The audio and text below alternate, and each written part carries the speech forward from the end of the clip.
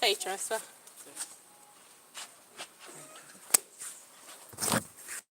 Hey,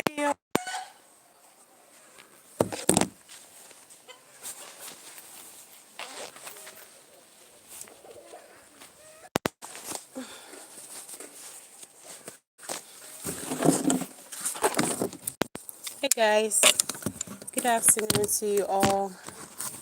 Wherever you're watching from, please like the live. You're welcome. This is Pro Storyline. My name is Progress. I'm a YouTuber from Nigeria. Please subscribe to the channel if it's your first time. Okay, if it's your first time, make sure you subscribe to the channel. And if you're just tuning in for like a returning subscriber, make sure you like the live. Let's have a little talk today, guys.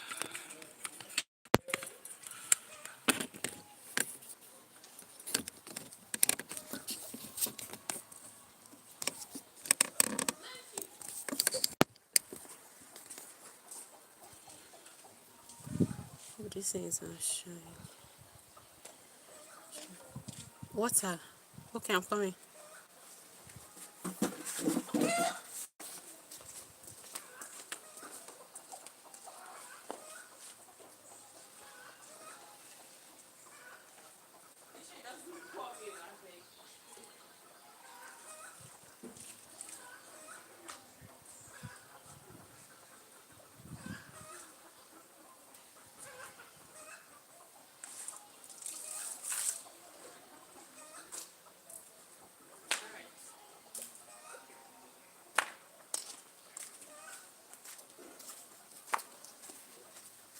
So, hello everybody. Good morning, good afternoon, good evening, depending on where you're watching from. And I'm a YouTuber from Nigeria. So today I'm going to talk about the happenings in the Middle East and equally tell you what the suspension of aggression on Iran by the US means. So before we start, please like the live and let me know where you're from. Try to set the camera. Let me know which part of the world you're tuning in from. Like the live, like the live. I'm not saying no like until I say a like before I start talking. Till I say a like before I start talking, guys. I don't know how to fix this. Can you guys see me very well now? Sweating. The weather is pretty hot. It's really very hot outside. Like, I don't know if we're having heat wave. Like, it's very hot. Please like the live, guys. I'm sweating even when I'm outside. Please like the live. Let me know where you're watching from. Like the live. I'm not saying like until I say like that's when I'll start talking. So you're welcome to the channel. Let me do a formal introduction. My name is Progress and I am a YouTuber from Nigeria. Let me tell you what like the background that I am at. You hear a lot of noise from birds. We have lots of chicken, lots of hen, lots of turkey, roaming around compound. So you're going to hear them once in a while, but not every time. So just bear with me if you don't like animals. If you don't, let's say like, come on guys, tap your screen to give a like. Come on now. Tap your screen to give a like. Tap your screen to give a like. I'm not saying no like until I see a like before I start talking. Tap your screen to tap your screen so that we can start talking. So the question is the United States of America retreating, or the country is strategizing on how to go about the conflict in Iran? The conflict started on the 28th of February, and the aim was just to get rid of the Islamic regime of Iran. Who is that? Why are you retracting? It's okay, just express yourself, but be a little bit respectful. That's all I care about. Whatever you want to say, be very respectful. Okay? John Baba, be very respectful. So I'll say again, we have so many birds, all right? So once in a while you'll be hearing chicken, cockroach. You get to hear a lot of like animals at the background. So just be here with me. So the topic for the day is there's this war going on in the Middle East. It involved Iran, the United States, and uh, Israel. As a matter of fact, the United States and Israel have been perceiving Iran to be a nuclear threat, not just to the Middle East, but my papers are flying, but to the entire world. Okay, excuse me.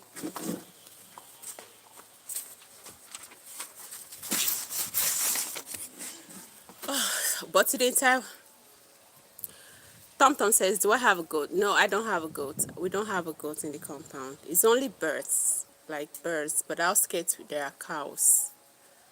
There are cows, head of cows. Which one is correct? Is it head of cows or heads of cow? You help me out, English people. I'm not an English person. So I'm in conflict. So let's be guys. Please like the live. Everybody like the live. I'm not getting no likes. Praise the thumbs up. Just tap the screen to like the live. Tap your screen to like the live. I'm not getting no likes. The like will make it will make thank you so much. Who did that? Thank you. God bless you. Another person should do same, please. Like the live, like the live, like the live. Let's go. Come on, guys. I have 14 people on queue.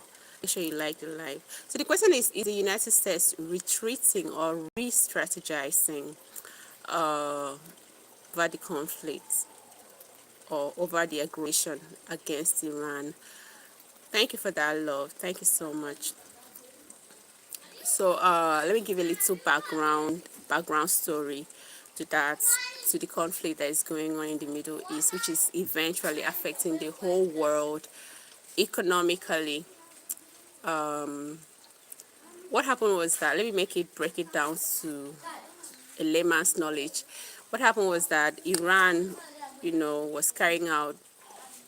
was perceived to have carried out a nuclear program, which the United States, all right, perceive as a threat to countries in the Middle East, and as well a threat to the United States. To control that, the U.S. have been going on what they call diplomatic talks with Iran. They've been, on a table of negotiation and everything. And at some point, Iran was like, okay, we're going to do away with certain things. We're going to stop this one. We're not going to do this one since you perceive us as threats. But during the negotiation, the table was flipped against Iran, and the the table was flipped against Iran, and before you know it, the U.S. in call it combined forces with Israel attacked Iran on the 28th of February 2026. And what happened was that they ended up killing or eliminating the supreme leader of Iran, Ayatollah Khamenei.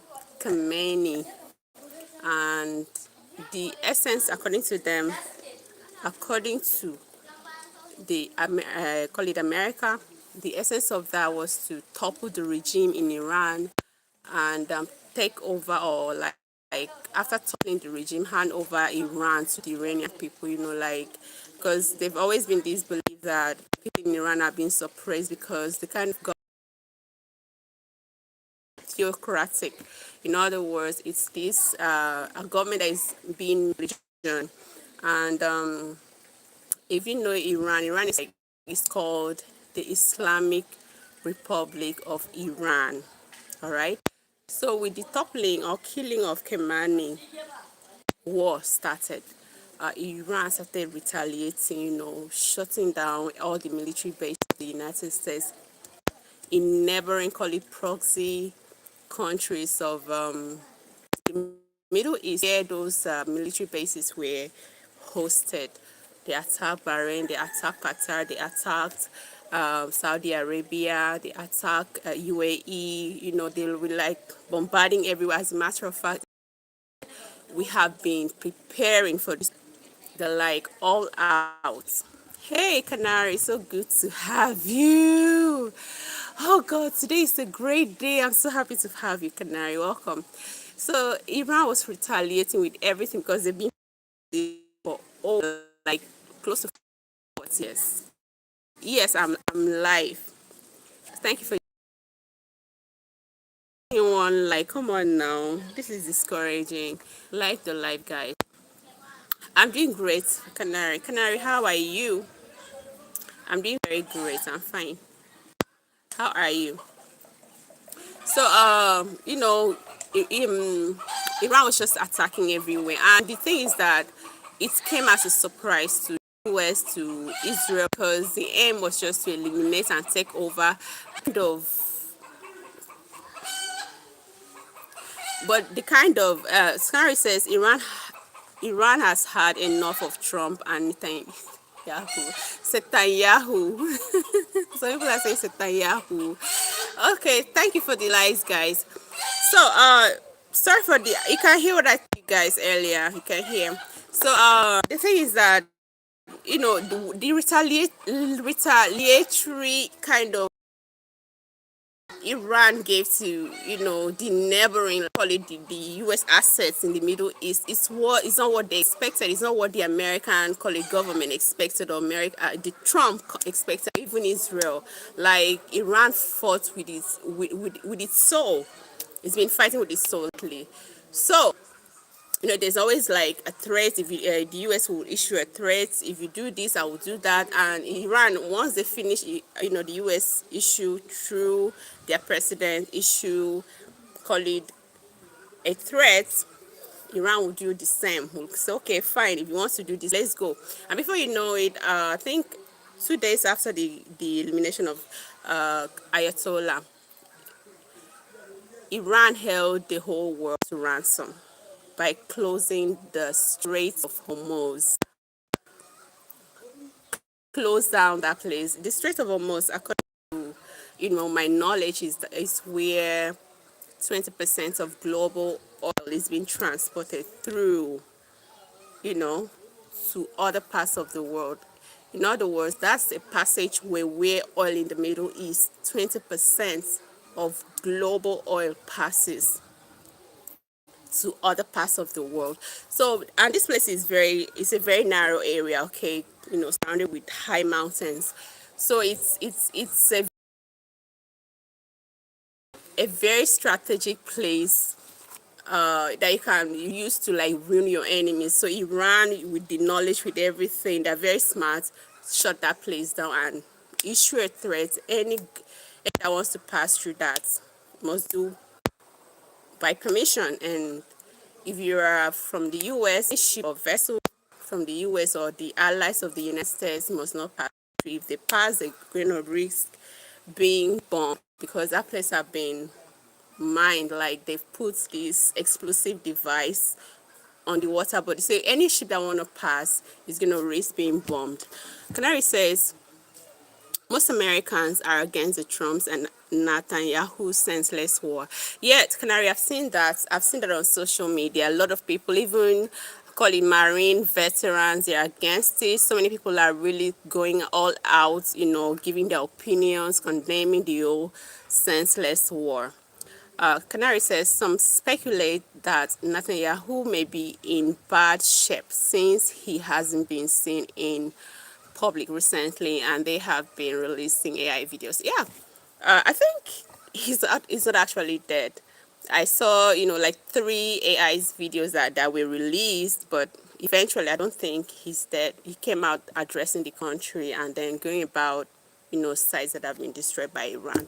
So I don't think the Prime Minister of Israel is dead, is still alive, very much alive, very healthy, very okay. I saw the AI video. People analyzed it. I saw them. So back to the story. I think last weekend, the address is AI. Really, I've not seen people, analyze. I'm not an expert on AI, so I wouldn't know if it's AI, but it looks like a real, kind of video to me. I don't think it's AI. Guys, please like the live. So over the weekend, last week, Trump came because of the effects the closure of Strait of Hormuz by Iran have caused globally. There is such stage of call it crude oil. People cannot transport crude oil from that place to, energy crisis, this economic crisis globally. As a matter of fact, where I'm from, Nigeria, it's been affected. Fuel price that used to be like 1,000 is currently 1,350 in some places. And you know what that means? It's going to affect the price of commodities and as well services. Do you understand? So the whole thing is like having effects on people that never consented to this war, or if an idea that something like this is going to happen. It's affecting everybody because of this. And you're from parts of from world leaders on Trump. Why are you starting this war? This war is not supposed to be. Everybody's stick against it. I think Trump was like using this what I'll call Marxism over the weekend last weekend. That Iran better open the Straits of Hormuz, else is going to bomb the energy plants of Iran. And Iran responded with, okay, fine, no problem. Try it and see, and then I will destroy every of your allies' assets in the Middle East. I will destroy every of your assets in the Middle East. I will destroy everything that you ever own in the Middle East, everything that is being owned by the United States or, United States companies, anything, or including, your allies, whatever assets, I will destroy them. So, yes, probably because the ultimatum was like 48 hours. In 48 hours, you have to like open that place, else if you see what I'll do to you, according to Trump.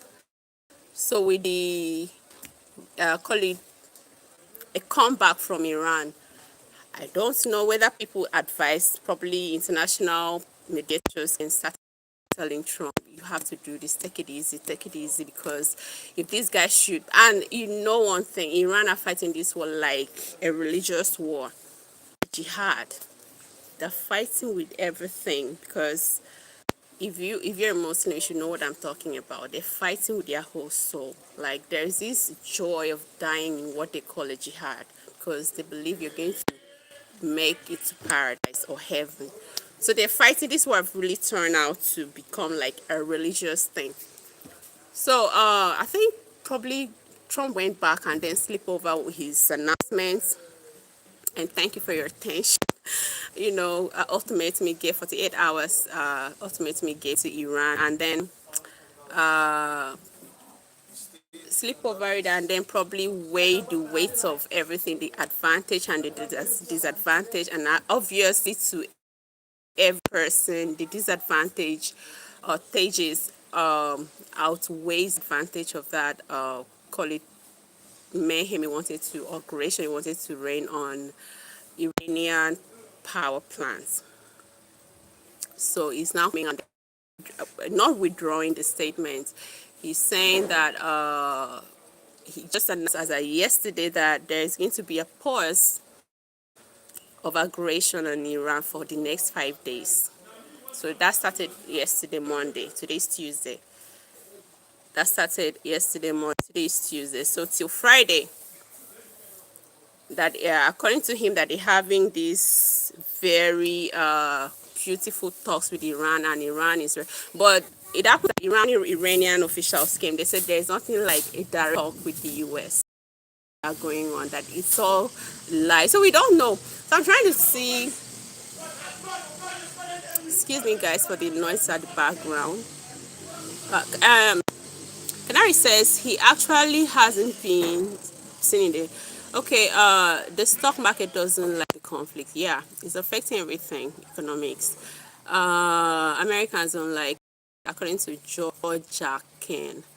American Marines will arrive Friday. All right, where are they arriving? In Iran? You guys better check the terrain. The terrain is not okay for you guys to go. Really, it's in favor of Iran. The terrain, the geography of Iran is not a place for the Marines to go. It's a death trap, guys.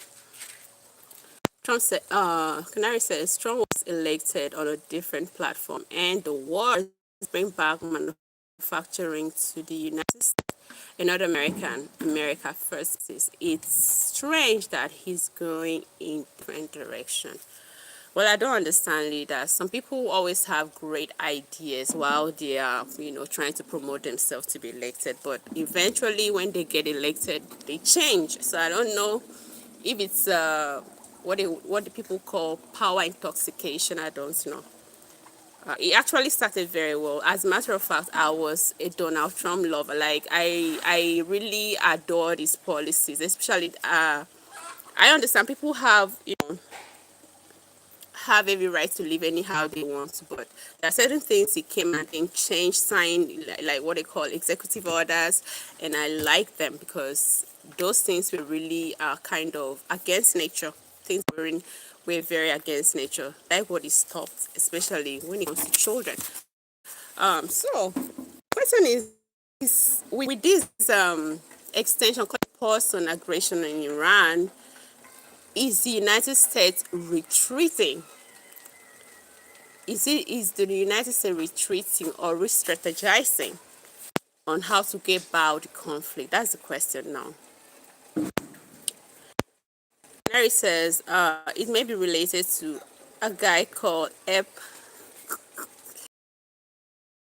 not talking about Epstein today. We're talking about something else. Is the United States retreating or re-strategizing in the war against Iran?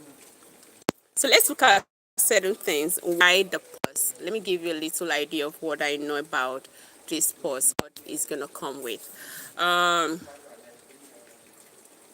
it's like, I think at this moment the United States, with what is happening in the past weeks, is being a little, because it's almost like the economy of the world is the brink of collapse following the closure of the Straits of Hormuz. It has affected shipping activities, around that area, which equally affects the world all over. It also has affected the energy prices globally.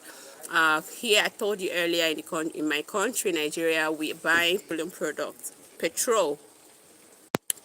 We're buying like one. It used to be like 1,900 naira, 1,000, between 900 and 1,000. But currently, some people are in some cities, big cities, are buying 1,000 plus. And I've seen some social media videos where Americans are lamenting they're buying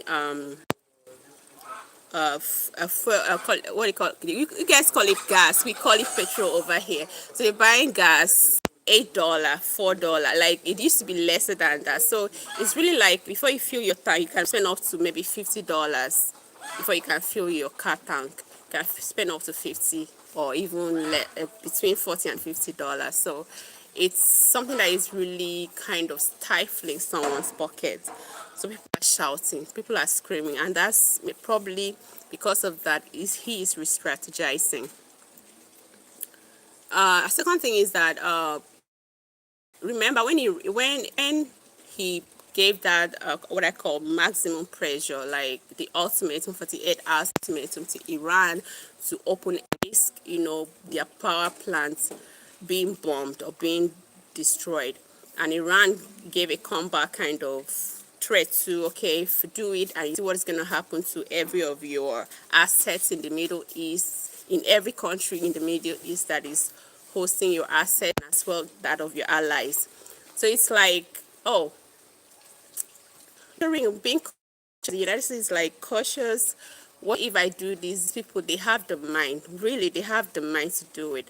They can go ahead and then bomb everywhere without caring whether they are their brothers, the host countries, the proxy states in the Middle East that are housing all these assets and allies assets of the United States are their brothers, they're Muslim, they don't care. They will do it, and they will do it.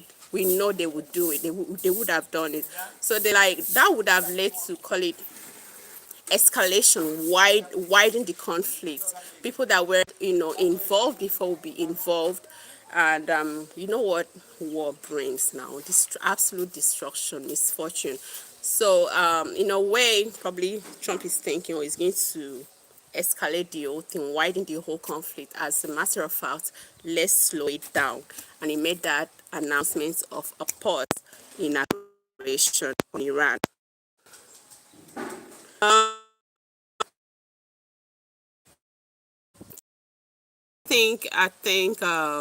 believe, this pause is all about is to manage, you know, the global economy, and as well the economic shock.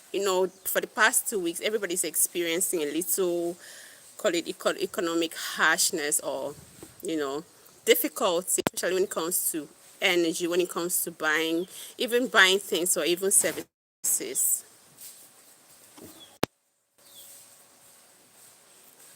Canary says, okay, you're not aware of the connection. You mean it may be related to a guy called Epstein? Well, I'm not aware of the connection. Actually, it's against Iran. Okay? Yeah, I think every country that Iran, maybe, Iran is actually not an Arab. The people are alliance. That's what the word Iran means. Okay. Okay. So I think at this moment probably the America is trying to manage the economic shock. The global economic shock this war have really caused the world so far. So hence the pause in aggression on Iran. The thing is that according to New York Post, it says oil price, like oil tumbles below $100 per barrel after Trump's order a 5-day pause on attack on the Iran power plants. That's like oil used to be like $119 per barrel, but immediately after that announcement yesterday, it dropped $200. That means in the course of the week, it may drop more. So I think economically is helping the announcement. It's helping, call it the global oil economy. It's helping the global oil economy, but I don't know if it's possible. I don't know how it's going to be done. Because what I've been hearing lately, the Iranian officials are not ready for anything like negotiation. They don't want to sit on the same table with America for anything negotiation. They don't want to have it because according to them, each time they try to have, they've had it like, is it times? Each time they try to have these talks, what happens is that they will table on them, they'll start attacking them. So they having trust issue right now. They don't want to do nothing like talks with them. Trump is going direction from what the people want. Yeah, everybody is, even world leaders are not happy with what he's saying. I watched an interview, call it a press briefing. Please like the like, guys. I'm seeing only 2 likes. Why? So I was saying, somebody said Trump is going direction from what the people want. Yeah, including world leaders don't really find this what is going on between U.S., Iran. I watched a press briefing. I think this lady from Japan she is call it the country's leader there in Japan. Went to America to visit Trump, a state visit. During the talk period, like their conversation, the lady asked Trump, was like, how come, like, when everything was, all the odds were against you? I'm just, it's not, that's not that, those are not the words, but I'm trying to use my own words. When all the odds in this war were against you, try to like look for help from allies. How come when you wanted to start the war with Iran, any of your allies, that you want to go into war with Iran? What response? The response Trump gave was very hilarious, guys. Very, very hilarious. He said, like, surprise, he wanted to surprise everybody. And honestly, God knows that we don't like this kind of surprise, really. It's a terrible act with this word. I'll use this word, very terrible, terrible surprise. A very horrific surprise. It's not a good one. So he wanted to surprise everybody by going to conflict with Iran, and the conflict is not what he thought is gonna be the outcome, because the regime toppling is not possible after the killing of Ayatollah. Ayatollah was replaced by the second son, Motaba Khamenei, and still an Islamic cleric, or call it in that tune, like that. So the aim of the war is not achieved. So based on analysis and report, why Trump called for a 5-day pause of U.S. aggression in Iran. The first is diplomatic talks. Trump said has been a very good talks with Iran, even though Iran came out to say there's nothing like that. He's okay, but probably I'm just thinking maybe there's this underground kind of engagement between countries, other countries, neutral countries on this war, that are probably friends to Iran. That's how you want friends to Iran to talk to Iran. Okay, let's have a deal. Let's have a deal at the background, because Iran really came out immediately. Trump said, we're going to pause this aggression on Iran because we're having a very good and productive conversation with them. Probably something going on the background.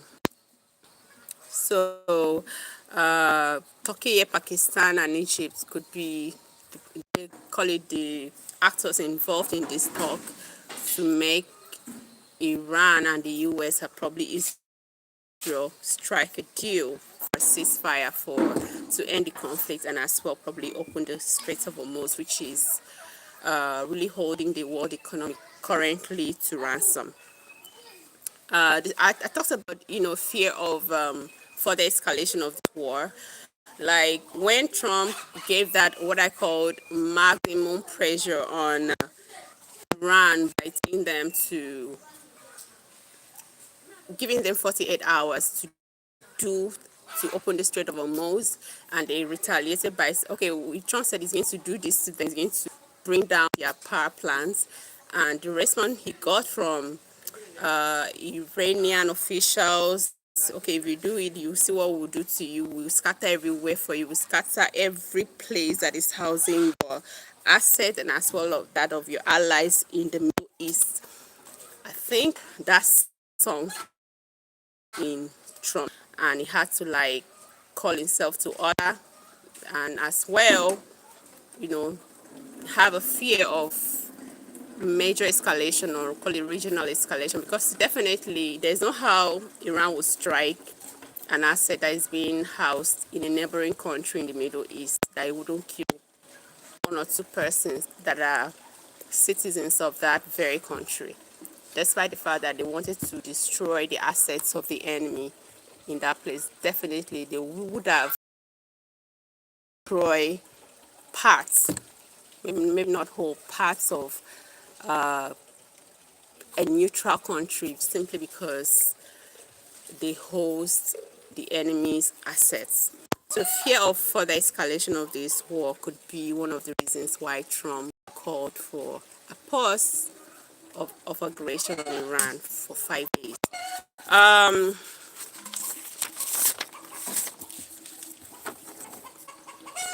Another thing is, I talked about global oil and economic shock. The world health for the past 3 weeks now to her ransom because of the closure of the Straits of Hormuz, and that's because of there is nothing like shipping of crude products across the straits. That place have been locked, or a vessel from any country that want to pass through that is going to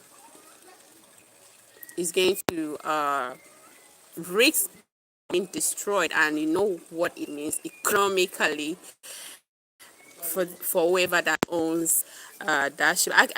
There's is it Mashake Shipping Company. It's a very major shipping company when it comes to the global stage. Stop immediately. That announcement was made. It stopped abruptly any shipping activity across the Straits of Hormuz. The Spanish Inquisition, 490 says, no, isn't the people of America made it clear since World War II they don't want war. Nobody likes war, really. Nobody likes war. Thank you so much for that contribution. Please like the live, guys. If you're just tuning in, make sure you like the live, and as well, subscribe to the channel. The thing is that I told you the Strait of Hormuz, for people that don't know, is where 20% of global oil is being carried from the Middle East across to other parts of Europe and every other part of the world that are in need of oil. And as we know, energy drives the world economy. Like everything you do, services, trade, energy drives it. Without it, I don't know where the world would be. So we've seen what has happened for the call it 3 weeks now because of the closure of the straits, and I think the pause on aggression in Iran is as a result of managing what is happening.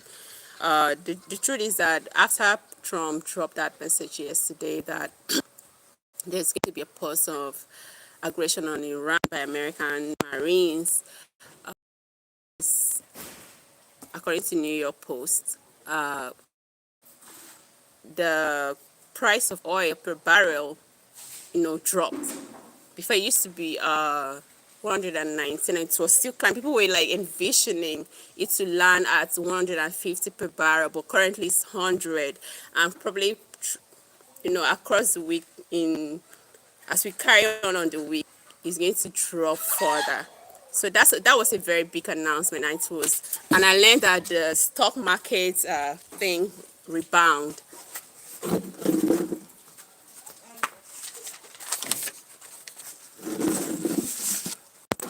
Sorry, my paper flew away. So many beautiful eyes. Thank you so much. Thank you. I appreciate that. Uh, so um, stock market rebounds. Like I said, this shows that the correlation between the global economy and this ongoing conflict. As a matter of fact, war or conflicts affects the economy.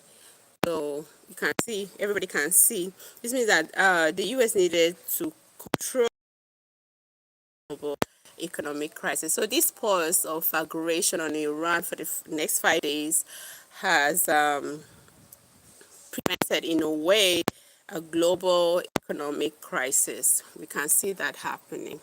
Thank you for the likes.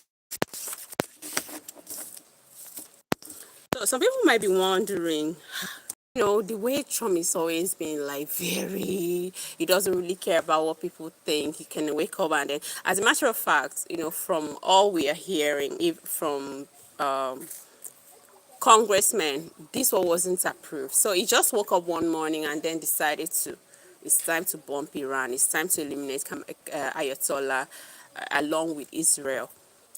He never had a consent from the Congress to go into war. As a matter of fact, I think according to the Constitution of America, for America to get into a war, with another country, there has to be a vote, call it a voting process carried out in the Congress, the floor of Congress, and the majority that votes, that means okay, we can go for the war. But there's nothing like that happened. Even when he entered and next Venezuela and then kidnapped the president. I don't like using that word kidnap, and they arrested the president of Venezuela, all in the name of, I think that was a breach of international law. That was a breach of international law. It's something that is unheard of. You're a president, he's a president. You don't have any right. Yeah, I understand you're smart, but you don't have any right to invade another country and then capture its leader and wife. And in the process, people were killed. Civilians were killed. Uh, what happened in Iran, all right? And the pause of this aggression could be as a result of, pressure from allies, the United States allies. So this war is causing a whole lot of economic hardship on the globally. You need to fix it. You need, at some point, can you remember, guys, last week there was by Donald Trump for call it NATO, to join him to fight, send their warship to the Straits of Hormuz so that they can open it. And everybody was like, no, we can't do it. No, we can't do it. No, we can't do it. We started this war. Everybody was like, so he probably has sat down then.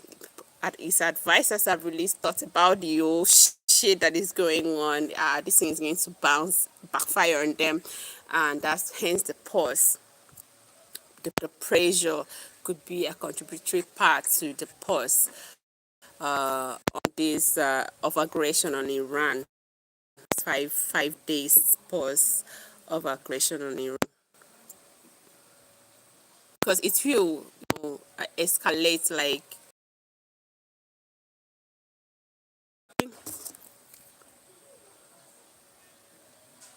So on the other, the pressure, okay, I think any sensible person would know if you're in a fight and then probably you have friends and your friends are like, you're telling your friends, come and help me fight this person, come and claim my land, come and help me get my, and your friends are like, no, we can't do it, you're wrong, you're wrong. That means if you're sensible enough, you should know that you're not dancing well with music.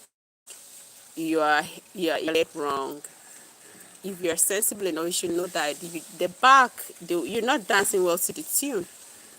You're not dancing well to the tune. That means you are on your own. They say, oh, you on your own. OYO, on your own. You are on your own. So, probably the pressure is getting the United States and Israel is getting to stop the war, stop, because it's affecting everybody.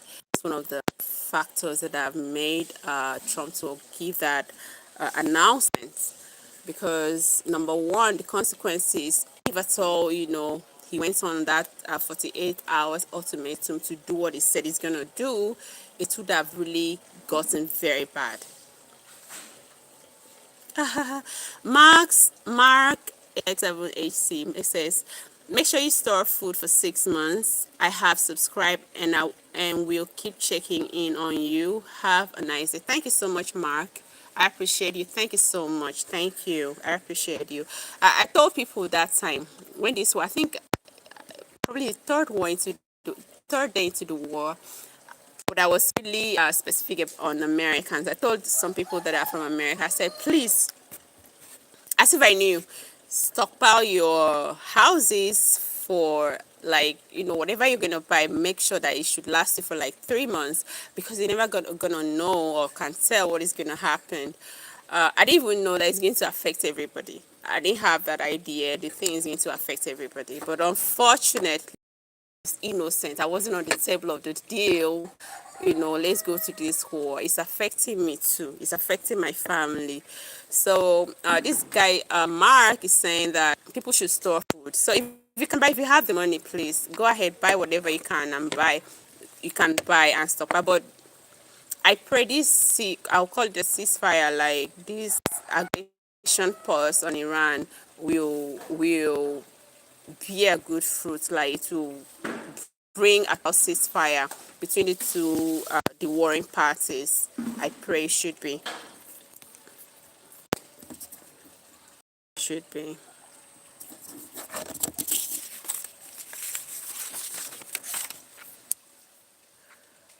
Another reason I feel should be, why he stopped the call it call for person aggression of aggression on Iran is the uncertainty about Iran's new leader.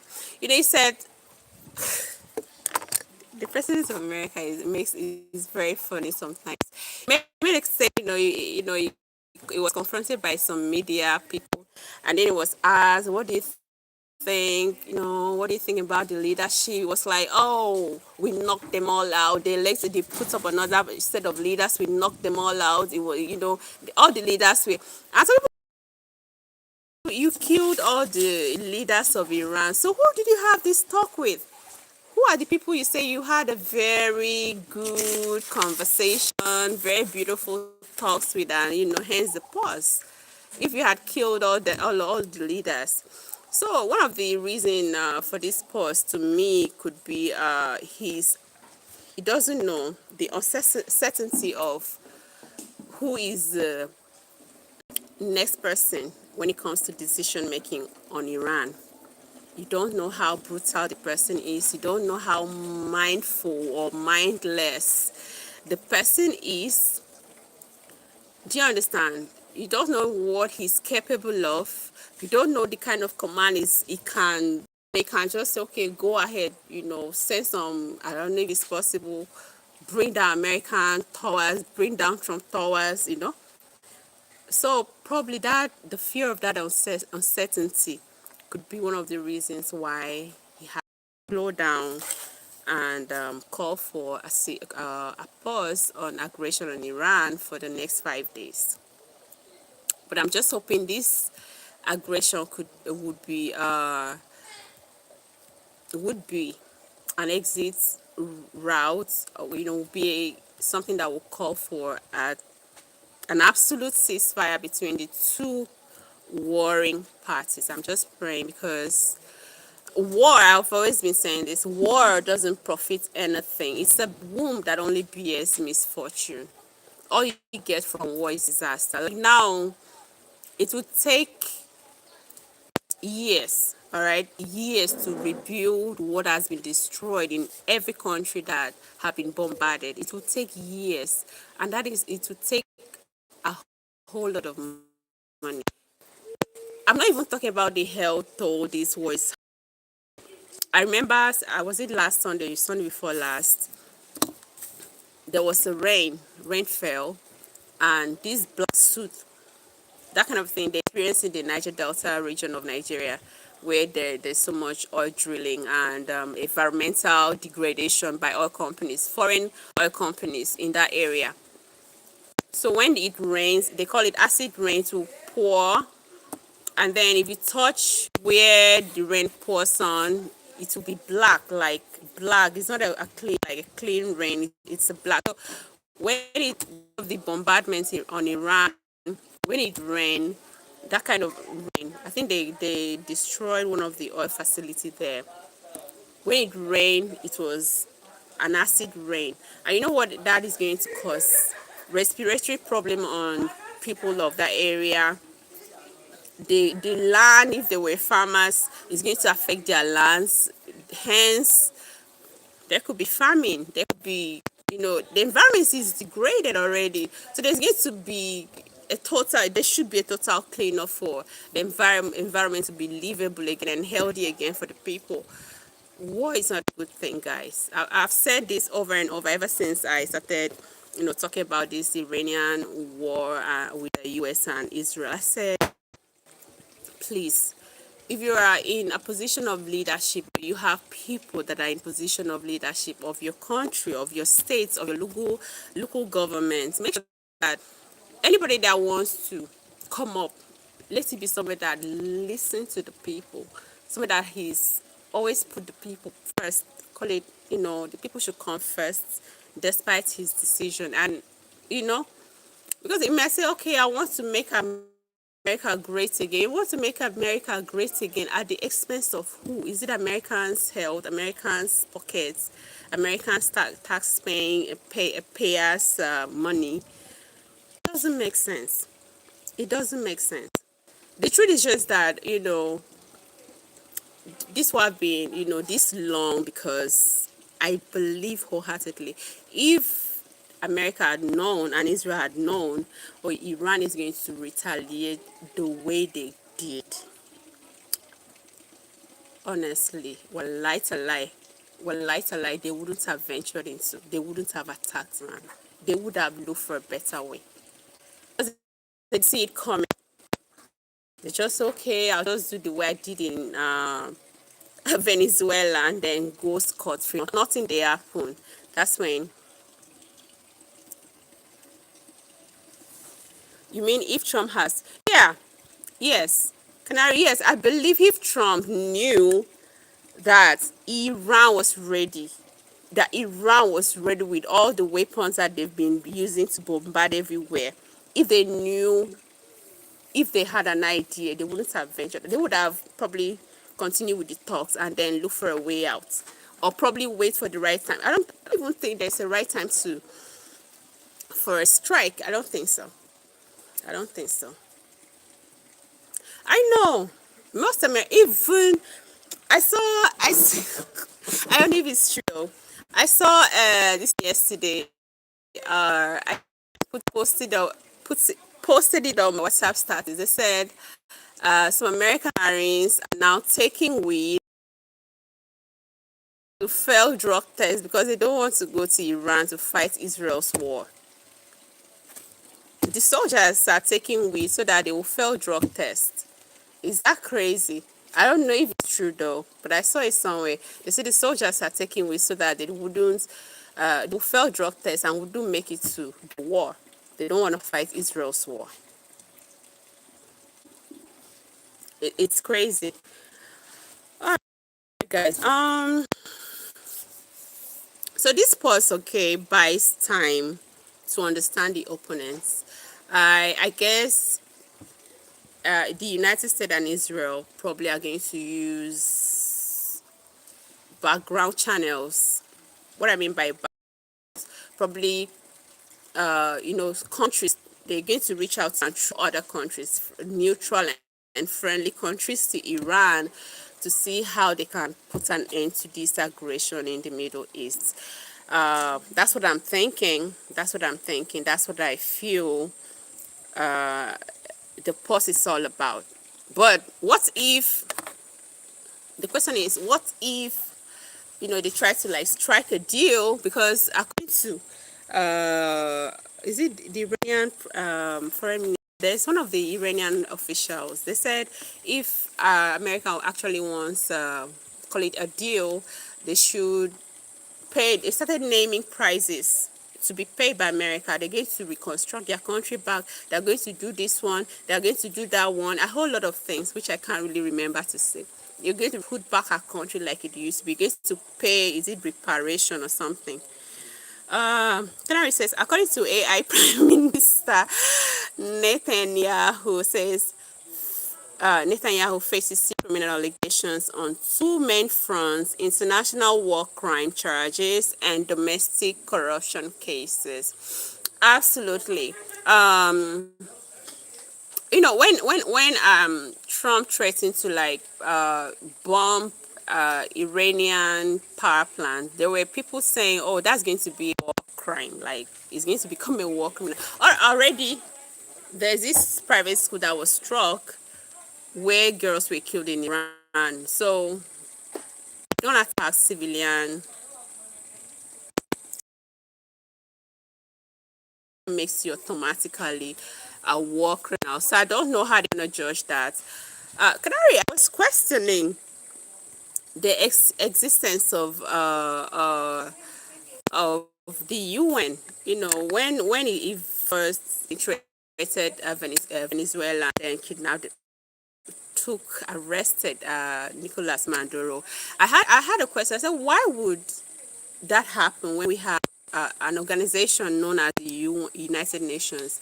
The United Nations was established established in 19 to regulate how states, what I mean by states, countries conduct themselves in the international scene, especially member states. And it is stated in Article 2, I think subsection 4 of the UN Charter. The UN Charter, guys, is actually call it the guiding book or the principal book of the United Nations. So if it says that no country has the right to annex, anyhow you want to do it, a whole lot of it there, like you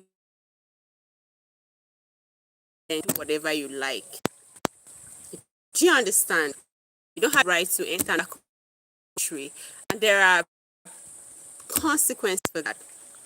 There are a whole lot of consequences for that. But Trump entered there. So I was questioning, why is the UN existing? Because what I learned, or what I ought to term with, is that Donald Trump is setting a trend where world superpowers like Russia, North Korea, China can wake up any morning, anytime they feel like, because they find something that is interesting to them in a country that is less powerful, they will just penetrate and then capture whatever they like and then go, because the UN is not functioning. And it's sad. And it's sad. Why is the UN existing? Why is it existing? I keep mentioning, giving example of Charles Taylor. Charles Taylor is an African war criminal. I think he was a leader in Liberia as at that time, in Africa, guys, in West Africa. So he was the country's leader when this civil war broke out and civilians were killed. Amazement.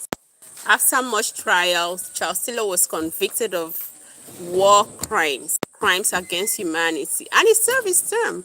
So how come the Bush, the Obamas, people that kill civilians in the United States leaders that kill civilians in the course of war, are not being persecuted, are not being called to face the consequences of war crimes? Why is it? Is it just, I feel what's good for the goose should be good for the gander. That's how I feel. If the United Nations was set up to regulate state conduct, it should be able to not be it shouldn't be biased. Everybody should be equal. Everybody should be equal. Every country should be equal. It shouldn't be biased when it comes to punishment.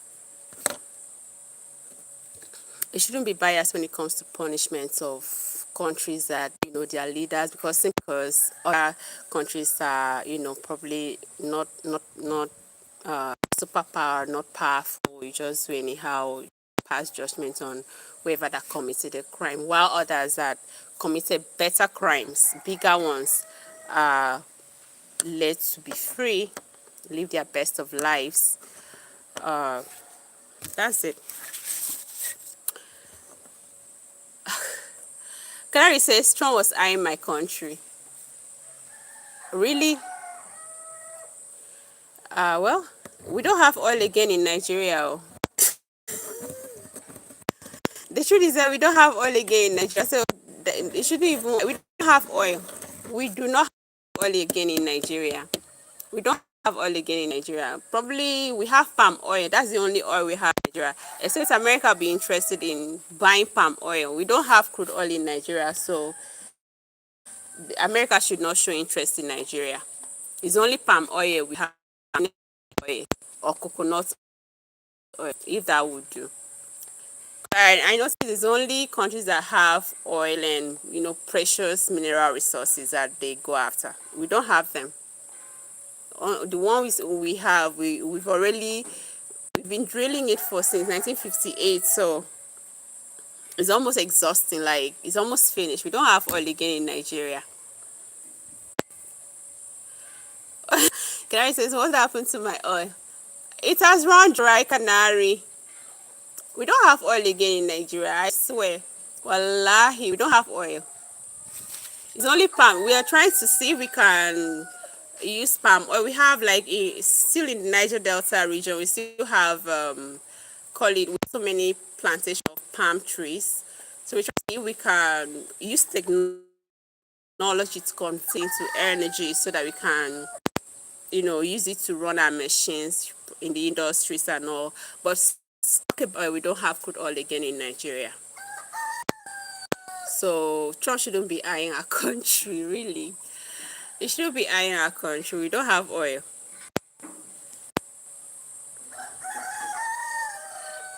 We don't have oil in Nigeria. All right, guys. Let's just conclude this and then talk about something else.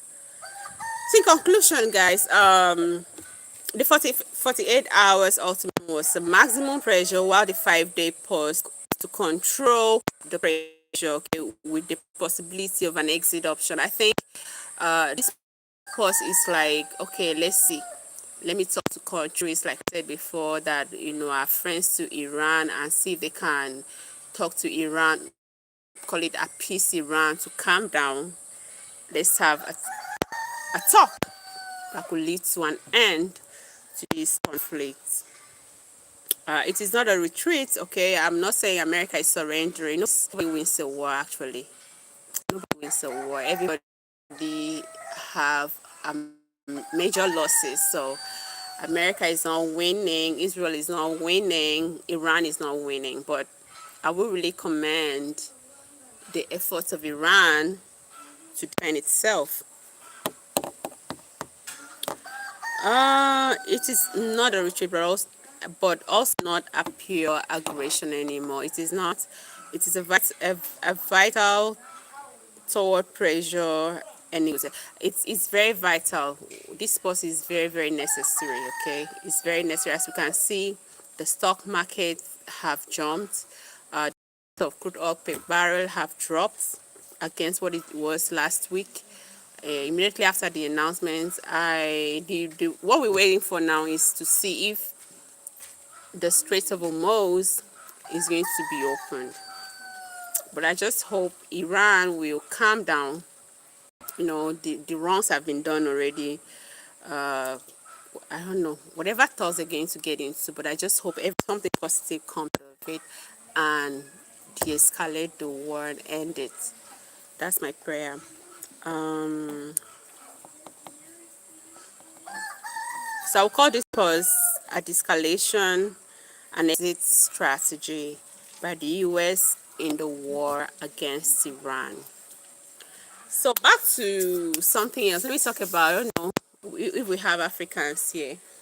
There's something that happened. There's this football tournament in Africa that is I don't know if anybody has a question. Do you have a question? I'm like a lecturer now teaching. Do you have anything to say, any contribution to make? Canary, are you still with us?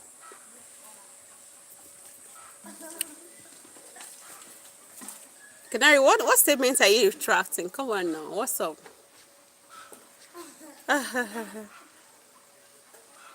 Idi Amin once said, freedom of expression is allowed, but freedom after expression is not guaranteed. So be mindful of what you say.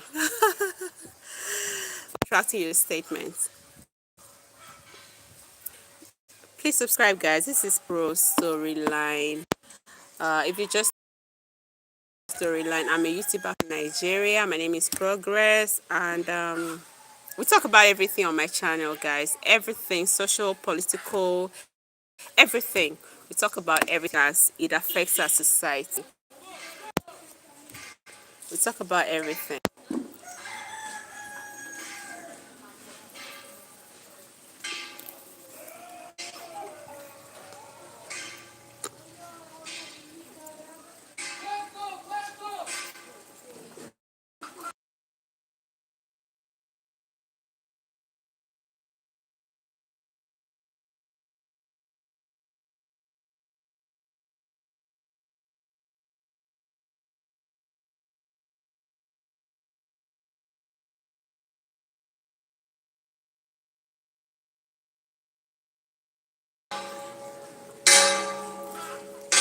So guys, let me jump right now to Africa. What's happening in Africa? Something very, very silly happened lately. between in the world of sports anyways, in the world of sports, there's this competition that happens, I think, every 2 years in Africa, football tournament. They call it AFCON, African Cup of Nations. So you know, different countries played in Africa. We have 54 countries in Africa. So the ones that, you know, were able to scale through this group stages, went for the competition, and at some point it was left. I think, call it the first round of the first was like Morocco and Senegal. Okay, so as we know, more. I don't know if it's a racial thing that is happening. I don't understand why that would happen. Uh, the day Senegal and Morocco were like the final guys that were playing for the cup. So somehow in Africa we have African traditional religion. We have people that, you know, that still that are serious themselves in that when it comes to faith. During the tournament, Senegal, call it the fan base, you know, there was so much kind of voodoo voodoo things. I don't know if it's actually voodoo. I wouldn't say voodoo, but like an expression like, you know, wearing voodoo, doing, you know, traditional things, you know, while watching the football. And at some point, I don't know whether that was like a psychology thing, like to break down the opponents, that's Morocco in the match. But Morocco really took it far in that the towel of the goalkeeper of Senegal was snatched. That of Nigeria was snatched. You know, at some point that was trending. But recently, I think in the tournament, at the end of the day, Senegal won the cup, and Morocco came second. I think Nigeria came third. What happened was that there is this ruling recently that Morocco won the cup, and as a matter of fact, Senegal should return the cup to Morocco. And that kind of judgment doesn't really make sense. I can remember when the medals were handed over to the Senegalese team. I don't know if it's the FIFA president. I think he did not, like, you shake hand and then hang them, whatever that done. That didn't happen because Senegalese are purely blacks. They're very darker than my skin. They're very like the original blacks, like the Sudanese. They're very black. So there was no handshake of, oh, we're happy. Everything was like a racial kind of thing, like racism was playing before very first screens because I wasn't there. Only of us to hear we need to return the cup back to Morocco. So I'm trying to, I don't know if we have football fans in the comment section. So make me understand what's happening because that doesn't really make sense to me. Like somebody won after how many months you're calling back the person that won or the team that won to return the cup to the team that came second. How is that possible? Why is that? Are we introducing racism into football now and in the African continent? Because I understand the like they have this light skin tone like almost Arabs. So are they trying to say that they truly deserve because it wasn't by credit when it comes to performance? Why, what's going on? Somebody should explain to me why is that? Why should they return the trophy back to? And the Senegal did something amazing that I like. The president of Senegal, is it Bassirou, handed over the trophy, the continental trophy to its military. It's no longer with the president, no longer with the team, it's with the Senegalese military. So I don't know how is it CAF is going to retrieve that because I know if truly somebody had allowed God to be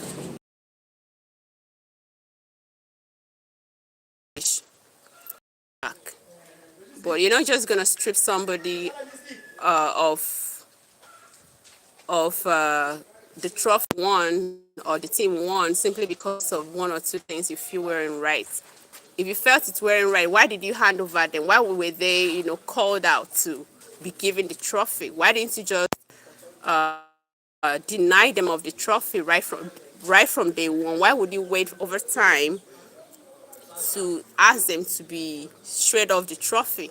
That doesn't go down well. To me, I feel that's a racist kind of thing. We should be in Africa because we all are blacks, whether you like it or not. We all are blacks, like it or not. And what we to see outside our continent shouldn't be brought into our continent. I strongly, in all terms, condemn that kind of act. There's this excuses being given that the Senegal team you know, walked out of the pitch. I don't know what happened. I didn't really watch that match, but I've been hearing rumors like that. But why didn't you penalize them? You should have penalized them there and then. Why would you allow them to keep playing and then, sacrifice their bodies and won the trophy? And after months, you're like, they should give back the trophy too. It doesn't. That doesn't make sense. Really, it doesn't make sense, guys.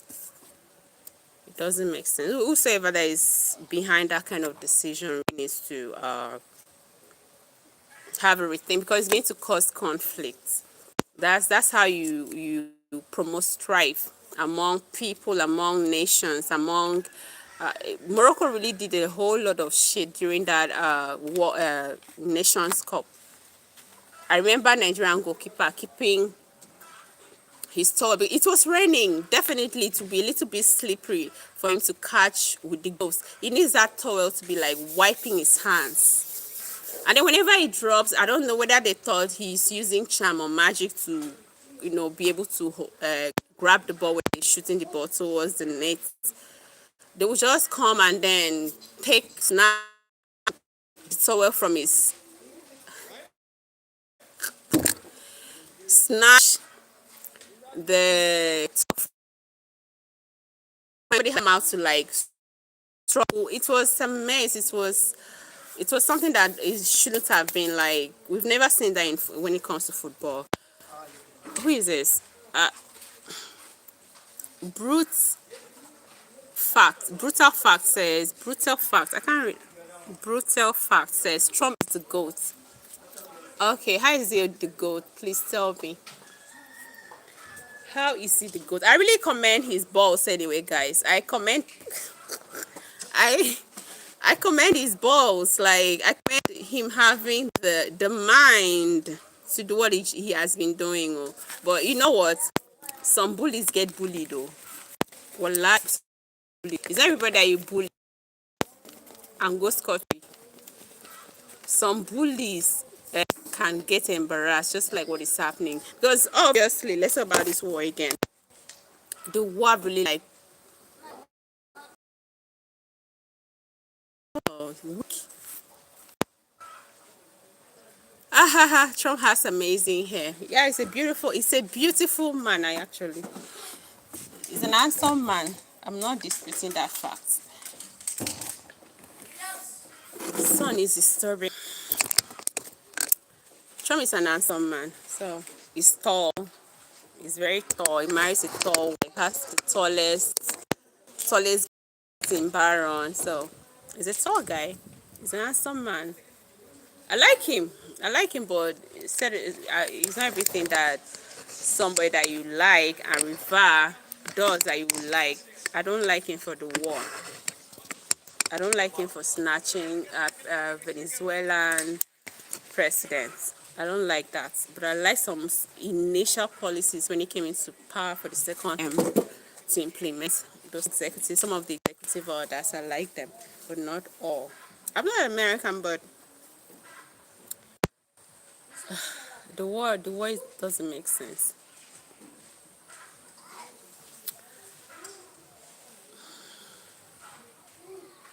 So we were like, oh, it's an avenue to cover up for the, but the Epstein thing, it's actually making the world really made people to like talk more about the Epstein file, whatever, which I don't know.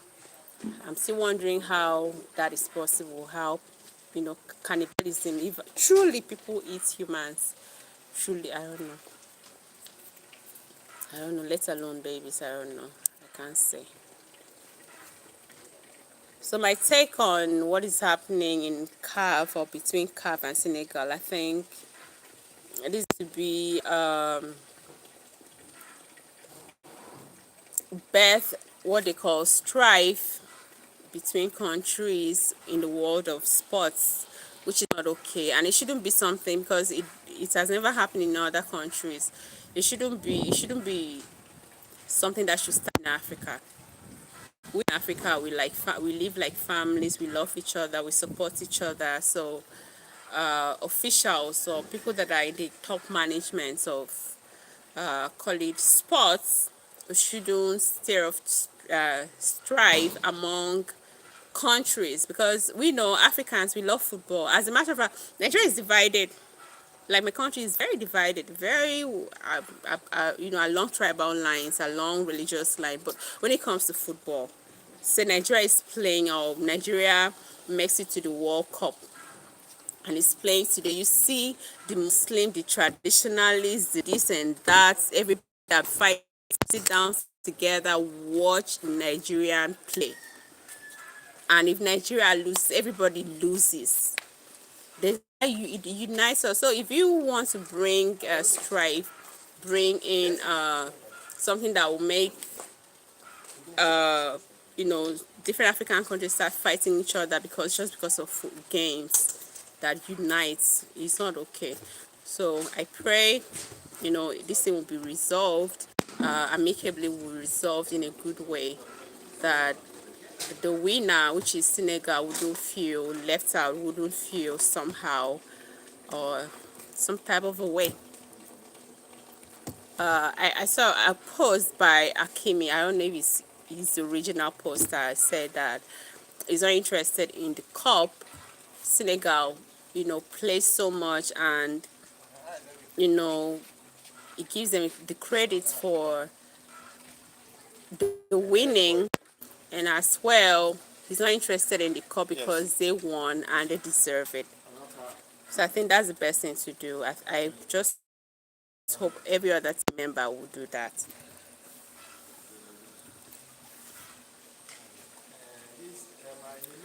So Trump is the goat and has amazing hair. Yeah, we know. Same as, what's that, Boris Johnson? Remember Boris Johnson? He has a more beautiful hair than Trump. Boris Johnson, former Prime Minister of Britain, he has an incredible hairline, incredible hair, makeup, very beautiful. So, guys, please like the live and then subscribe to the channel. This is Pro Storyline. If you're just tuning in for the first time, make sure that you subscribe. I'm a YouTuber from Nigeria. So what I talked about today was simply reasons. There's been this conflict going on in the Middle East, and so far so good. The tension was so much. We saw so many bombardments. As a matter of fact, I termed the conflict war of technology, because most of the weapons that have been used have never been used before. We've not heard of them before. Now, I'm a graduate of international relations. I never heard of, I used to hear of nuclear weapon and all those ones, ballistic missiles. I never heard of uh, hypersonic missiles. I didn't hear of cluster bombs. And the way they describe these bombs are disastrous. Like, the effects they carry, is terrible. Like, it's terrific. So I call it war of technology. We've seen what is happening: the destruction of Israel, the destruction of Iran, the destruction of U.S. assets in the Gulf region. This war wasn't supposed to be. So, ultimatum was given by Donald Trump following the closure of the Strait of Hormuz, the economic, call it passage of global 20% global uh, to other parts of the world was closed, I think since on the 2nd of March this month. That really stifled economic activity when it comes to energy across the globe. And petroleum products, skyrocketed, like spiked. And as well, the stock market was almost at the brink of collapsing. But now, Trump said, okay, that they're having a great talk with Iran officials. The ultimatum, which was 48 hours, it gave another this thing that there's going to be a ceasefire for 5 days. What I mean by ceasefire, not a complete ceasefire, like a stop of aggression on Iran for 5 days, because they're having a great talk with Iran. Iran, even though Iran came out and said there's nothing like we're not having a direct talk with the United States. As a matter of fact, we're not even interested in having a direct talks with the United States. But these very announcements have really kind of rebounds the global economy. Before now, like as of last week, crude oil per barrel was about 100 plus, like 199. It was still climbing. But with the announcement of Trump as of yesterday, which said they're having great talks with Iranian officials and they're going to have a ceasefire, call it a pause on aggression in Iran, that really kind of rebounds. The market price for crude oil dropped to 100 from 1919 to 100, which is a good thing. And the stock market rebounds. Uh, as you can see, because Iran was really ready. If even that energy plant was destroyed, don't know what's going to be the next step right now. Everybody's just, we're like seeing what's going to happen. But I think it's a good step because it has reduced the tension, it has helped the economy globally, it has, in a way, not really, not in a, call it a maximum kind of, what's the word? Though not in a very big way, but in a way it has reduced the tension economically and otherwise. It's a little bit kind of this escalating. I've not really watched what's going on today. When somebody hits, you want to hit back. So in a way, it has stopped the aggression between the two parties. I don't know if there is a bombardment between Iran and Israel for now. I don't know, but with Iran and the United States assets and its allies, I think that ends. I've not heard of anything like that for now. And also,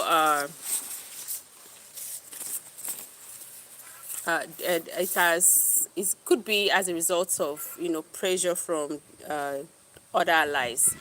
I told you guys about the Prime Minister of Japan visiting, having a state visit with Trump, and she asked a question: why didn't you tell us you want to go into war with Iran? And what Mr. President of America said was that he wanted to surprise everybody, and this surprise is something we didn't want, guys. It wasn't a good surprise. I will use this word, very terrible surprise. It's not a good surprise because it stifled everybody. Like, oil prices rose. My country, I told you earlier that all petroleum products like petrol that used to be sold at between 800 and 900 will jump to 1,000. And in some places, busy and big states like Lagos State, it jumped to 1,350 naira. And you know what that means? It's going to affect services, it's going to affect businesses, it's going to affect every transport, every aspect of human existence, of survival. So it's a good thing that he called for a pause, and I'm praying that this pause will bring a total fire between the two parties. It will bring a total. Mark is saying store food, please, store food. I don't have money to store food. I don't encourage panic buying, really. I'm not storing no food. I believe I have, I'm a Christian, right? Listen, I don't believe in that simply something is happening somewhere there is going to affect me so much that I cannot overcome it. Definitely, all right, definitely the fact that there's a war going on and the prices of commodities in the market is going up doesn't mean I will not be able to afford it. Definitely, I will afford it. So I'm not going to buy too much more than I can consume. What if I buy and then stock it and it rottens, or you know? So there's no point. God that supplies me will definitely supply a need. I don't panic buy, but I buy in bulk. I don't panic buy. So for people that are out there, especially the only people that I would advise to really do, all those buying, should be people in that are very close to the warring regions in the Middle East, and probably Americans. Guys, this war, like apart from the one of the call it the very consequences of this war would be the rise in terrorism. I've said it over and over again. The fact that there are people here in this country that say if you attack them, they are very very unforgiving.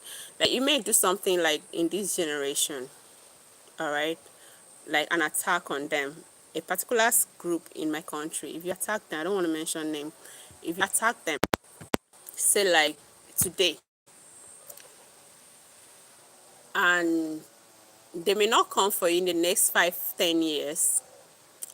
They will come for you or your children or your children's children when you had forgotten what you did to them. All right, when you had forgotten what you did to them. So what I'm saying in essence is that this war have bettered or birth what I'll call it rise in terrorism.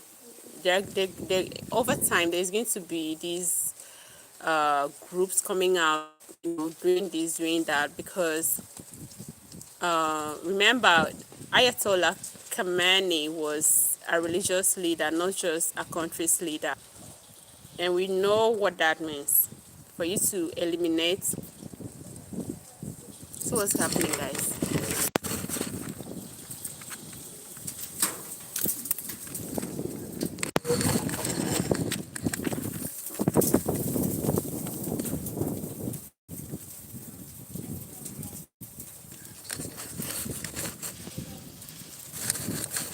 For you to eliminate a country's leader, not just a country's leader, a religious leader, you know that the followers of that religion may not really be happy with you, regardless of your reasons of eliminating that person. Can I say sorry? But that's not an issue. Sorry, but that's not an issue. You think so, Canary? Is that what you think? Well, I believe it's going to be an issue tomorrow. I feel it's going to be an issue, really. I feel that's going to be an issue. Just see of this war, what's gonna happen. I feel something like it's going to happen. I saw a video yesterday of I saw a video of an event that happened in the UK yesterday at night. Um, some guys, group of like 4 men or so, a hospital, all right, a Jewish hospital, and then set ablaze the ambulance at night. So is that not a terrorist act? That you know, in Britain, no, that thing happened. I think in London. So, yeah, just yesterday, night before yesterday or so, some group like numbering four to five guys wore hoodie in the dead of the night, and then went to that Jewish clinic. There was an ambulance parked outside. They set it ablaze and then they left. I don't think their identity could be recognized or be brought to, they can't be brought to because they probably war. I don't know. They must have concealed their identity very well, but they did it. So we should be expecting. That's why I said when this was started, I told people, Americans, if you find yourself in don't find yourself in crowded places. Make sure that you avoid overcrowded places. Make sure you don't stay, just avoid it. Canary says no one writes down beefs and sets scores like Westerners. Okay, let's see what's happening. We have 400 years beef in the West that is still raging. Okay, that's nothing new. All right, okay, let's see. Let's see. Let's see. But I just feel that's gonna happen. I just feel it. That's gonna happen. It's crazy. At the end of the day, guys, I would say again, war is the womb. It's not my own. I'm getting it out from somewhere, but they say war is the womb that bears misfortune. So it doesn't profit nothing. It profits nothing. Make sure that if you're in the position of making decisions for your people, and when it comes to conflict resolution, war should be the last thing on your list. Try other options of conflict resolution, because at the end of the day, war, you may win, okay, but it comes with a cost. Definitely nobody wins a war, because yeah, you may make the enemy, the opposition, surrender, but you too will suffer devastation. You will suffer losses. You will suffer death, carnage, casualties. So war is not a good thing. Make sure um you Clary says your perspective is from an African. Forget and move on. That's not our way here in the West. We carry beef formulating. Oh, okay. Okay. Okay. Yeah, I'm thinking like an African anyway. Proudly. I'm thinking like an African. I'm thinking like African. Because in Africa, like that's how we settle our scores. So if you feel, oh, we just bring in mediators. We bring in people that can, talk to the warring parties, and things get settled. We don't, and we live happily. We live happily. So I'm just praying this war ends, please. I don't want to hear that I can't afford this. I can't. Life is really very difficult for people. So additional hardship is not something that should be brought on people again. Clary says that's why we invented history, so we can write down beef and not forget generations after generations. You people must be the Fulanis of Nigeria. Oh God, you're very funny. You people don't forget beef. Oh Jesus.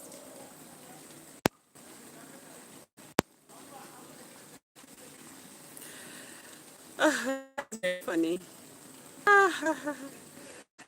It's a very funny thing to say this afternoon.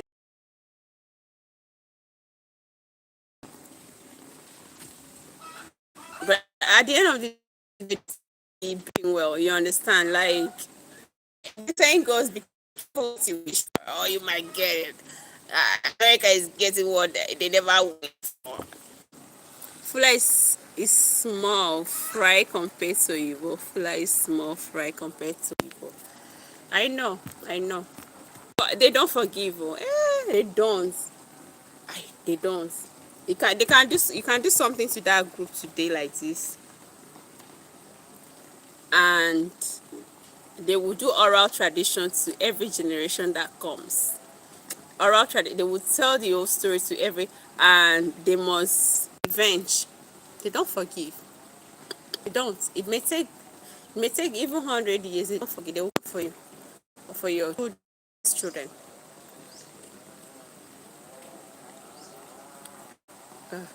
So let me. There's this question I've been trying to get answers, guys. Since you are here, let me ask you this question. All right, ask you this question. I had a conversation with a professor about this very thing, and I asked him the same question. He didn't give me a very answer. So let me ask you. Carrie says we have history books so we can go millennia. They can only go maybe 100 years. I know. So let me ask this question. It's a very different topic right now. I'm going to slave trade era right now, guys. Slave trade, African transatlantic slave trade era right now. So if you're there, if you know your history, if you have any contribution to make sure that you contribute. So I want to ask this question, Canary. Uh, do you believe in what they call nemesis or karma? And do you believe in people suffering the consequences of their sins? Okay, if yes, let me ask you this question. Why is it that you to Africa? Okay. Canary says yes, karma is real. So let me ask, the question is, why is it that the Europeans came to Africa and then stole Africans and then passed through, took them across what they call the Middle Passage in a very gruesome, very terrible, very devastating, very like inhumane way to the new world where they saved, as slaves, on their plantations, they were treated badly, very badly. Some were killed. Even during the Middle Passage, I learned some slaves were thrown into the river. They would just bundle them alive if they caused trouble and then threw them into the ocean for fish to eat. So why is it that the slave buyers, uh, the slave buyers or their descendants are not suffering the consequences of dealing with slaves, of dealing with, I would call it human blood, like that kind of trade, you know, destroying people's life? Why are they not reaping the fruits of that labor, that seed? Why are they not, why is karma not dealing with these white people? And why is Africans still suffering to today?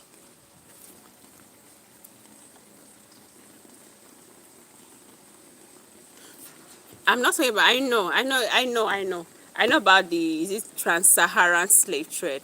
I have a fair knowledge on that topic. But I'm talking about the transatlantic, which I have a better knowledge on. Why are the Europeans not suffering the consequences? The descendants are not suffering of that.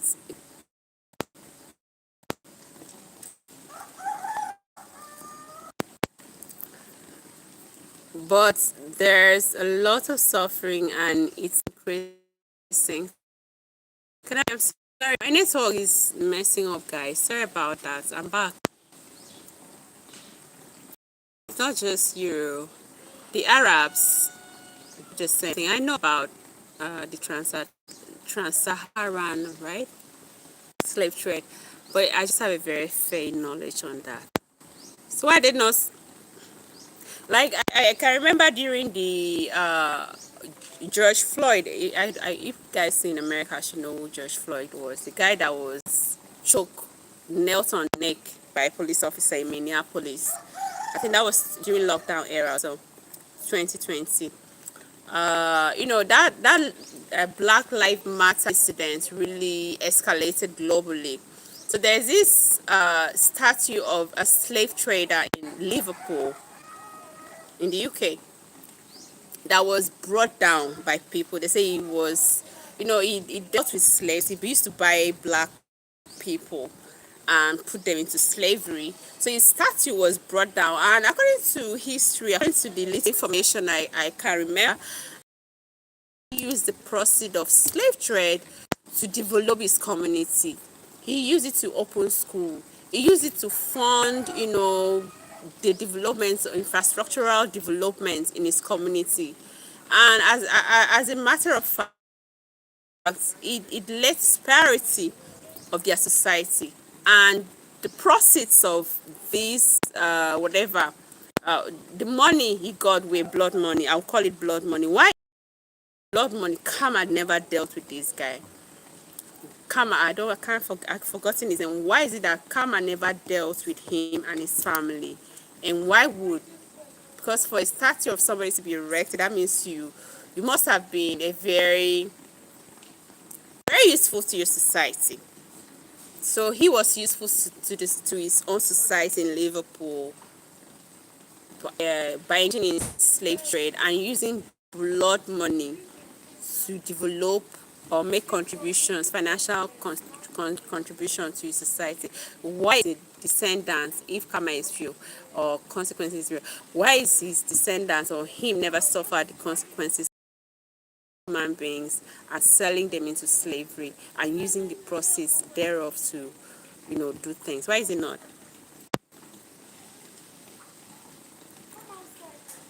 Said karma is not dealing with them. Well, I'm here to see why they having a very why they having prosperous country.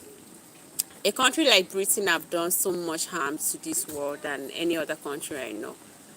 Wherever they go, they occupy. They make you change. Try to change your identity. That's your culture.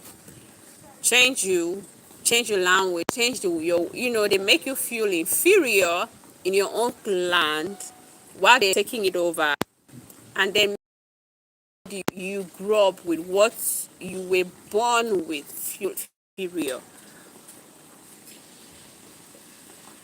And UK lost it. I know they lost it.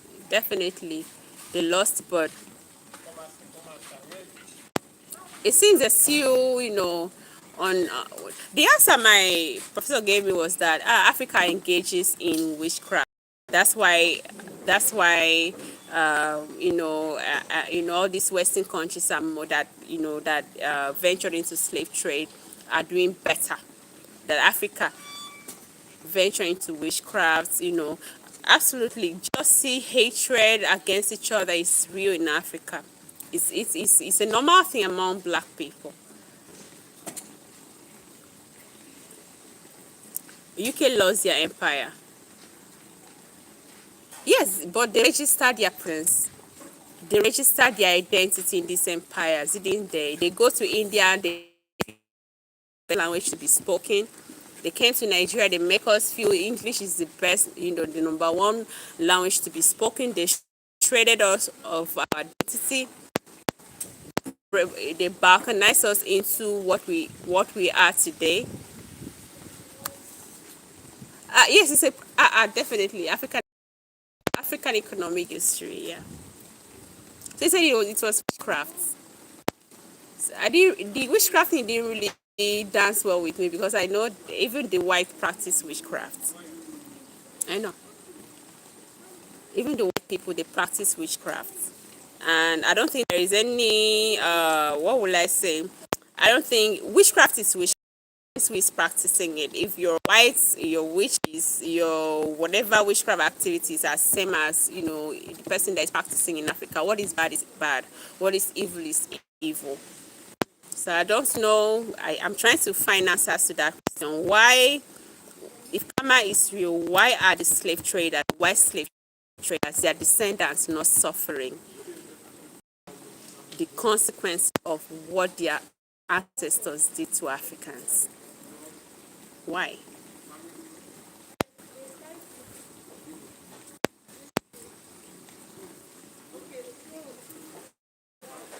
So guys, like,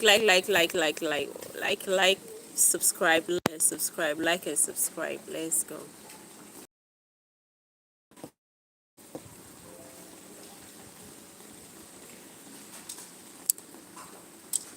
So Canary, you've not given me any answer. I'm not aware of any. Can you tell me one of the consequences they are suffering? Sometimes I used to feel like, okay, maybe when I see all these, let me not say it so that someone will not use it against me.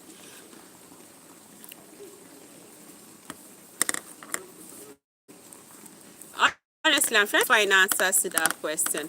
I remember way back in my history class, back in the day in college, There's this prominent, as a matter of fact, that was an ambassador of Nigeria to Brazil and as well, um, Argentina. So I was privileged to be taught by him. So one of those days was like, oh, there's this particular man that used to be like a middleman for. Can I recess 5 minutes, please? Okay. That there used to be this man that was like a middleman, like a king that used to like scout for slaves for the white guys, at the coastal area. Because I'm from Akwa Ibom in Nigeria. Akwa Ibom is a coastal state. So there was this king in that area that used to, send his guards into the bush to scout for slaves. People that were qualified to be slaves were, call it debtors, people that couldn't clear their debts, people that couldn't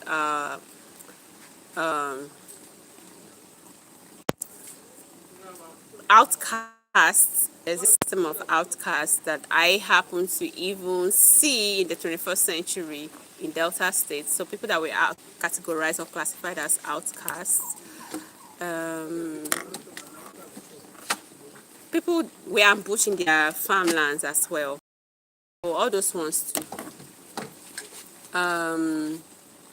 Were taken to slavery. So they said this man used to be like a middle person that would go into the bush and do this to these people. His descendants were not okay. Like, his family had mad people. He had people that are not mentally stable. He had they were, and because of like the consequences of what the father did or their father did, the king did suffer devastating effects. Like, their life was miserable. So that made me to question why, if this man suffered this, his generation suffered this, why can't the white people that actually came to buy these black slaves never suffered anything? How come? I need answers, guys.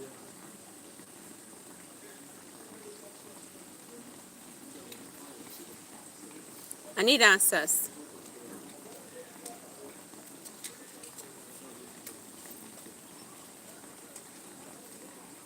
How come that the whites never had, and I've not heard of any, aside that guy that I just said during the Black Lives Matter movement in the UK, his statue was brought down, and the kind of good stories I heard how he used the proceeds from slave trade to like develop his community, make valuable contribution to his people was amazing.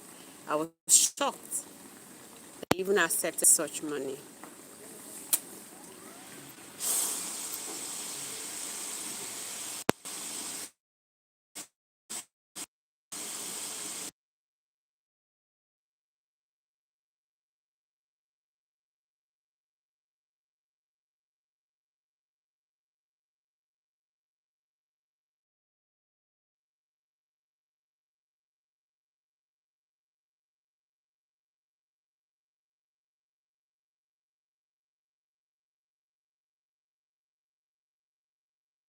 Like, guys, let me just do a little like summary of everything I said today. I was just trying to look at all the different, following the conflict in the Middle East. I was trying to like see why, Trump called for a pause in aggression on Iran, and I made mention of different factors that could have led him to call for a pause in aggression for 5 days. Remember, before now he said he called for a 48 hours ultimatum for Iran to open the Straits of Hormuz, and Iran, in a comeback, said during that 48 hours ultimatum, he said if they don't, he's going to destroy their plants, their energy plants. And Iran said in retaliation, okay, if you try that on our energy plants, we're going to destroy every of your assets in the Middle East and not that of your allies.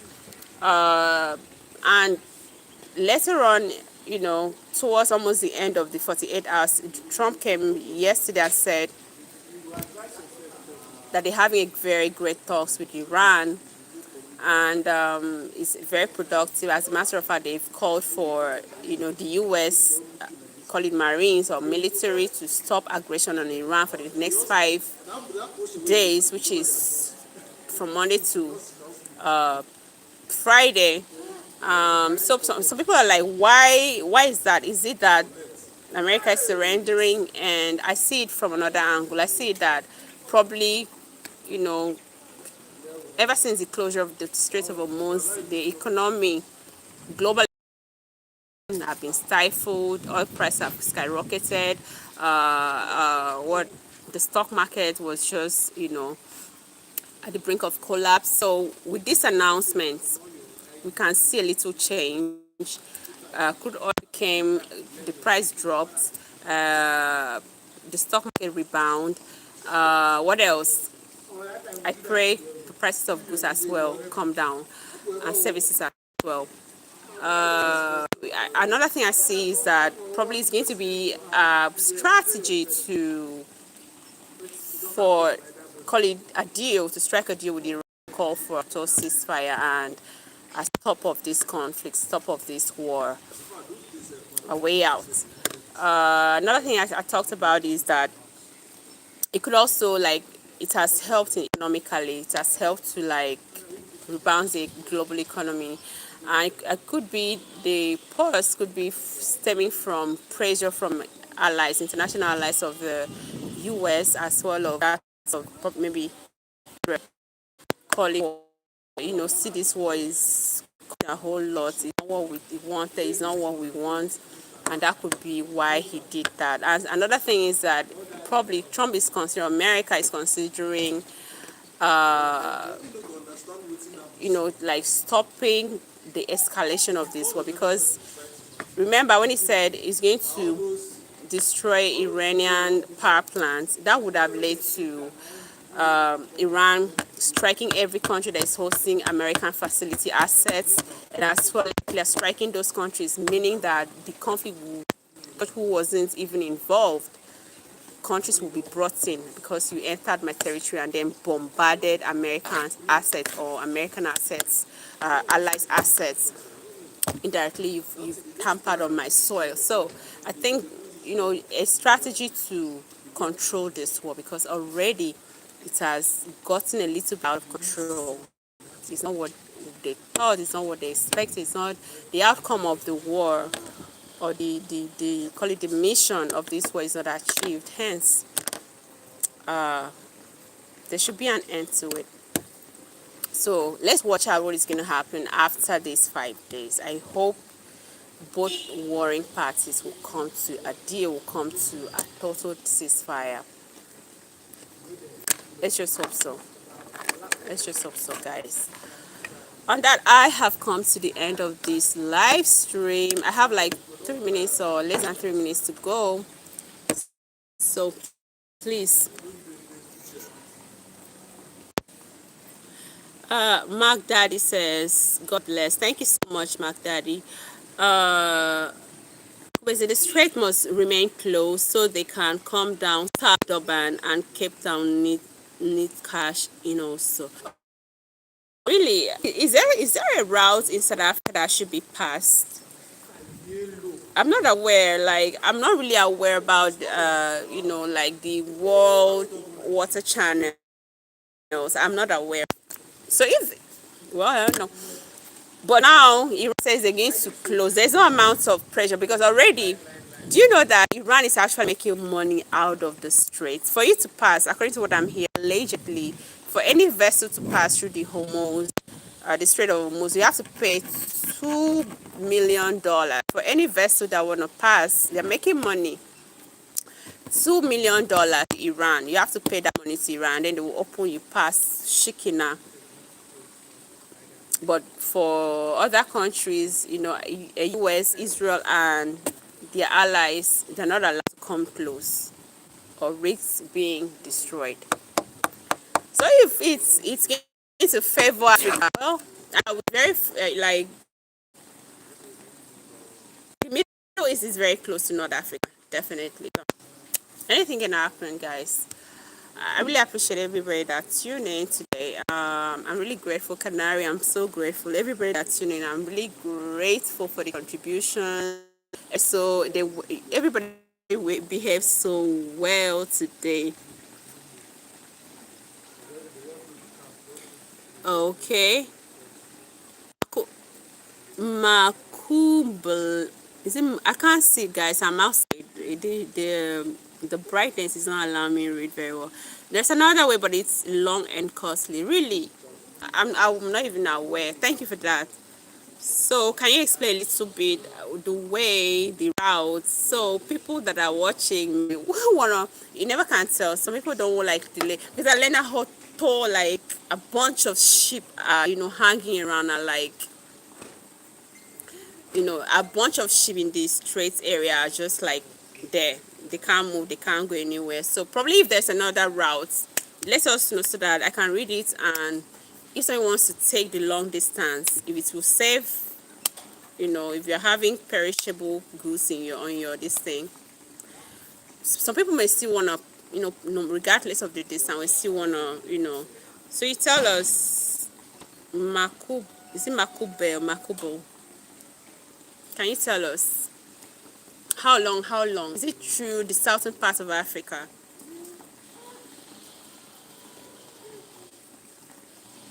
Okay, it's the old colonial route via Cape Town. Okay, guys, Cape Town is in South Africa. So if there's a route I feel the strait is closed against you and you want to pass through somewhere else, our length is very long. I understand that, but there's another route. So if you want to pass, uh, you still want to make your journey through. You don't want to, because of the risk involved in the straits, you can pass through Cape Town, South Africa. You can pass through Cape Town, South Africa. But the land is a very long and it will be costly. The sun is coming close, guys. I have to go right now. Thank you so much for tuning in. My name remains Progress, and this is Pro Storyline. Thank you for tuning in. Thank you, everybody. I hope you tune in next time. I may come tomorrow or next. I hope you tune in next time so we talk about something else. If you've not subscribed, meanwhile, make sure you subscribe to the channel. Make sure you subscribe to the channel. And for the people that have liked so far, thank you so very much. I've been here 2 hours. I'm done talking.